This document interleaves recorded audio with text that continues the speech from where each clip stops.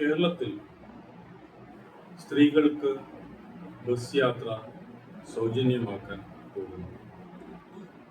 ഈ നടപടിയെക്കുറിച്ച് അനുകൂലിച്ചും പ്രതികൂലിച്ചും അഭിപ്രായങ്ങൾ ഉണ്ടായിട്ടുണ്ട്. എന്നാൽ ധനശാസ്ത്രത്തിന്റെ കണ്ണിലൂടെ നോക്കിയാൽ ഈ ഒരു നടപടി ഉചിതമാണോ അല്ലയോ എന്നുള്ളതാണ് ഇന്ന് ചർച്ച ചെയ്യാൻ പോകുന്ന ഒരു വിഷയം.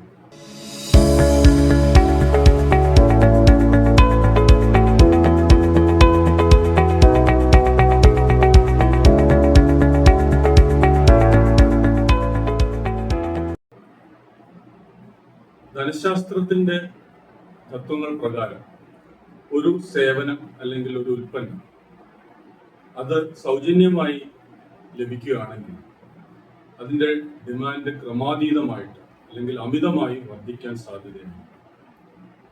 Demand for a free service or good can go up to infinity എന്നാണ് ധനശാസ്ത്രത്തിലെ തത്വങ്ങൾ പറയുന്നത്. അങ്ങനെയെങ്കിൽ സ്ത്രീകൾക്ക് സൗജന്യമായിട്ട് ബസ് യാത്ര അനുവദിച്ചാൽ, പൊതുഗതാഗതം സൗജന്യമാക്കിയാൽ ഒരുപക്ഷെ അതിൻ്റെ ഡിമാൻഡ് അമിതമാവുകയും ആ ഗതാഗത സംവിധാനം താറുമാറാകാനുള്ള സാധ്യതയും വളരെ കൂടുതലാണ്. ചരിത്രപരമായി നോക്കുകയാണെങ്കിൽ 20-ാം നൂറ്റാണ്ടിൽ ചില കമ്മ്യൂണിസ്റ്റ് രാജ്യങ്ങളിൽ പൊതുഗതാഗതം ബസ് യാത്ര സൗജന്യമാക്കി ഒരു നടപടി എടുത്തിരുന്നു. എന്നാൽ അത് ഏതൊക്കെ രാജ്യങ്ങൾ കൊണ്ടുവന്നോ അതെല്ലാം പിന്നീട് പിൻവലിക്കേണ്ടി വന്നു. കാരണം അമിതമായിട്ടുള്ള ഡിമാൻഡ് വർധനവും അത് ഗതാഗത സംവിധാനം നിലനിർത്തിക്കൊണ്ടു പോകാനുള്ള പണം കണ്ടെത്താൻ കഴിയാതെ വരികയും അങ്ങനെ ആ സംവിധാനത്തിന്റെ നിലനിൽപ്പ് തന്നെ അവതാളത്തിലാകുകയും ചെയ്ത ഒരു ഘട്ടത്തിൽ ആ സർക്കാരുകൾക്കെല്ലാം ഇത് തിരികെ കൊണ്ടുവരേണ്ട ഒരു സാഹചര്യം ഉണ്ടായി. അപ്പോൾ ജനക്ഷേമത്തിന് മുൻതൂക്കം നൽകുന്ന ഒരു സർക്കാർ ചെയ്യേണ്ടത് ഇത് അർഹതപ്പെട്ടവർക്കായിട്ട് ഈ സൗജന്യ യാത്ര പരിമിതപ്പെടുത്തുക എന്നുള്ളതാണ്.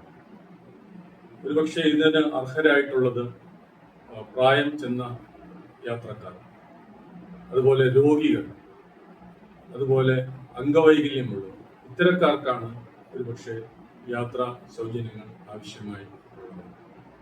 ഇനി ഇത് നടപ്പാക്കുമ്പോൾ ഭരണപരമായിട്ടുള്ള ചില ബുദ്ധിമുട്ടുകളും സർക്കാരിന് നേരിടാൻ സാധ്യതയുണ്ട്.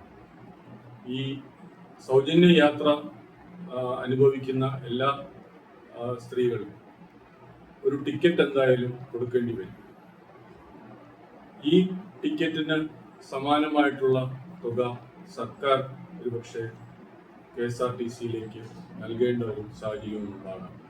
അപ്പോൾ സൗജന്യ യാത്രയാണെങ്കിൽ കൂടി ഭരണപരമായിട്ട് കൂടുതൽ വെല്ലുവിളി ഈ ഒരു നടപടിയിലൂടെ സർക്കാർ നേരിടാനുള്ള സാധ്യത വളരെ കൂടുതലാണ്.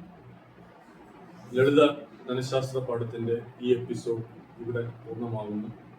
ഇനി മറ്റൊരു വിഷയവുമായി വരുന്നവരെ നന്ദി, നമസ്കാരം.